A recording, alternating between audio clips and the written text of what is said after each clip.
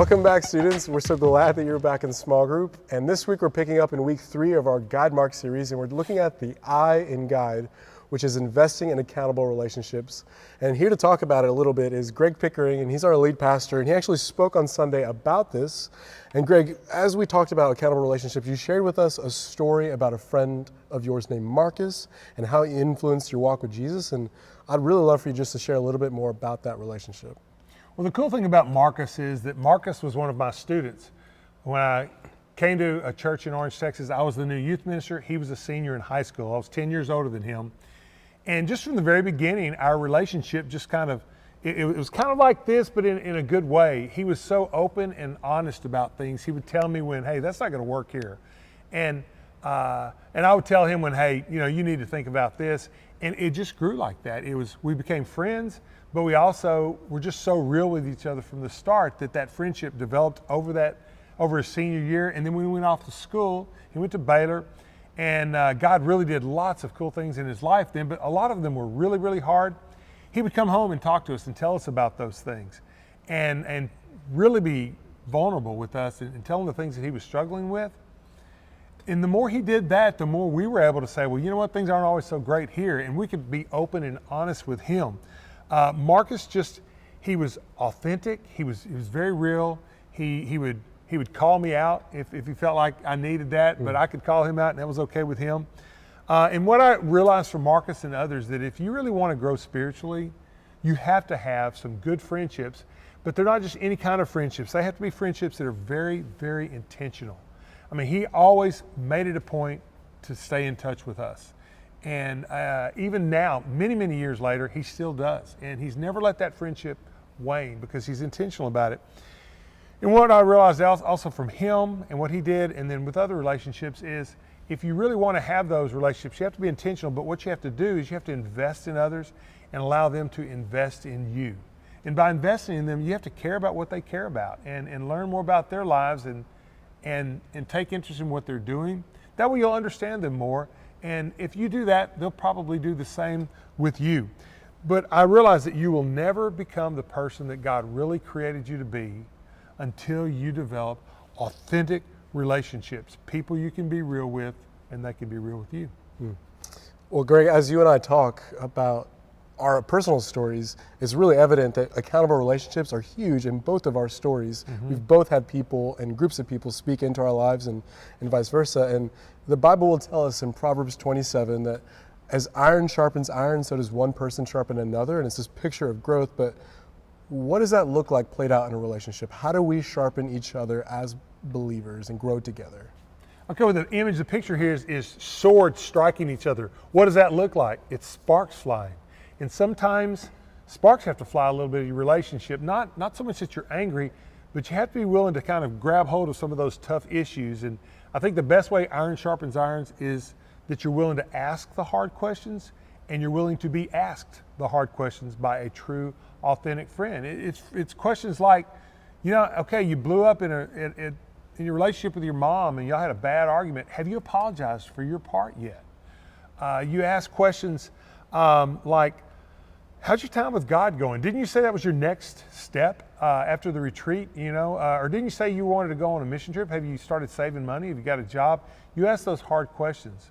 And then as you continue asking those questions, you'll be able to ask even harder questions like, did you cheat on the test?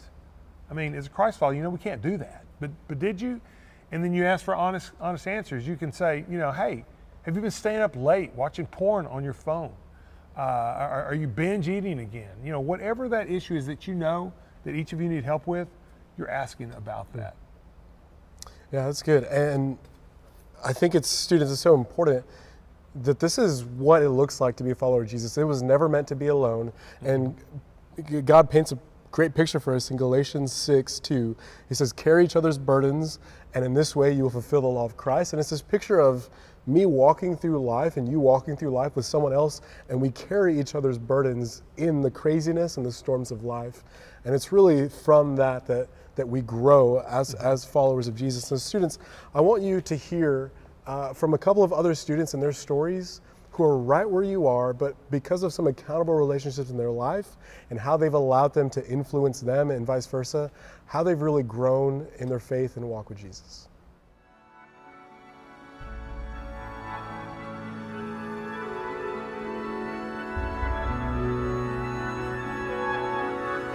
A relationship that influenced my walk with Jesus is meeting in the mornings with a guy named Scott Henderson. We meet every Friday in the mornings at around 6 a.m.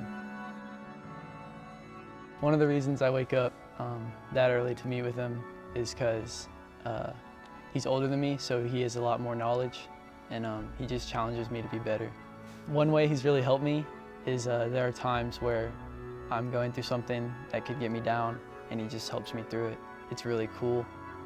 It's like awesome to meet with him just because he's like an awesome person, but I feel like I can teach him too some things. Like he'll ask me like certain things that I can help him with, and I can't.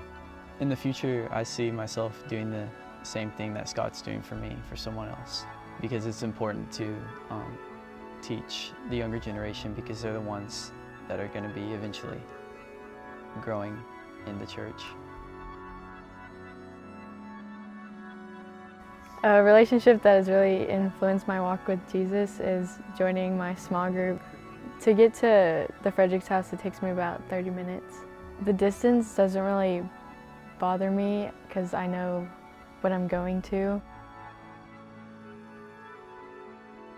My small group leaders have influenced me because they've talked about how they were in high school. Just seeing like the difference between them and like now is like crazy, how much like God changes you, and they just like relate to me and like the girls in our small group so well, and they like not only, they don't just like lead us, they like open up their feelings too. It just lets us like trust them more and just understand, and it shows us that like they are older than us, so they seem more wise, but they were once where we were. So, I mean, once I joined the small group, like I just wanted to come back, and the girls in my small group have really like helped me, and like I've never been this close with God before until like now, so it's worth the drive every week.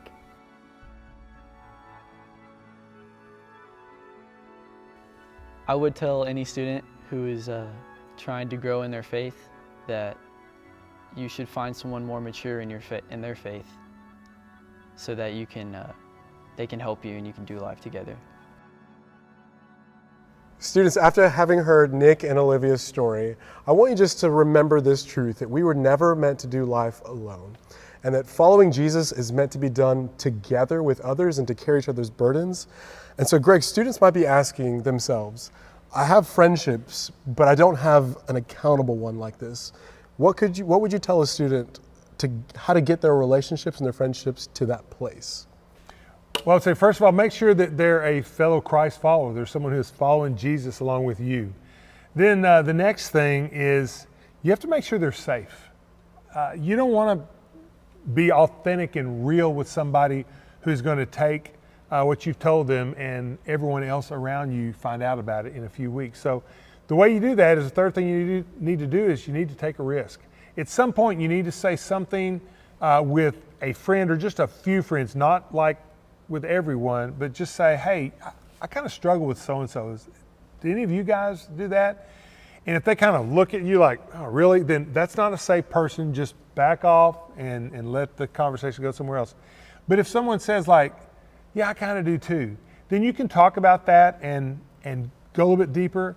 And then as the friendship develops, you'll find people that you can continue to be more and more authentic with and share a little bit more of your heart where you're at. That is how you'll get from just general friend to an accountable friend. That's good. And students, I want you to know that sounds kind of scary. And this is also a process. Like, this is not something that happens overnight, but it's something that we ought to strive for and identify people that we can begin to share with and do life with. And so students, I want you may know these people already and have identified them in life, or maybe you haven't, and that's okay. But I want to just give you some maybe easy next steps, and maybe this is your small group leader currently, and maybe you just need to pull them aside and say, hey, would you be able or willing to meet with me or just talk through these things with me? Maybe it's somebody else in your small group are sitting beside you. Or maybe this is somebody at your school or just some other person in your life. But I want you to know that somebody is there, and just to continually be looking and trying to figure out who these people are. And an easy next step with these people is just to say, hey, would you be willing to go to coffee with me? Or would you be willing to go play basketball with me, and just while we're playing, hanging out, just begin talking about life? And students, I just really want to encourage you that this is so important, and this is a great next step and a great way to grow in your relationship with God. This idea of accountable relationships and just this constant reminder that we are never meant to do life alone.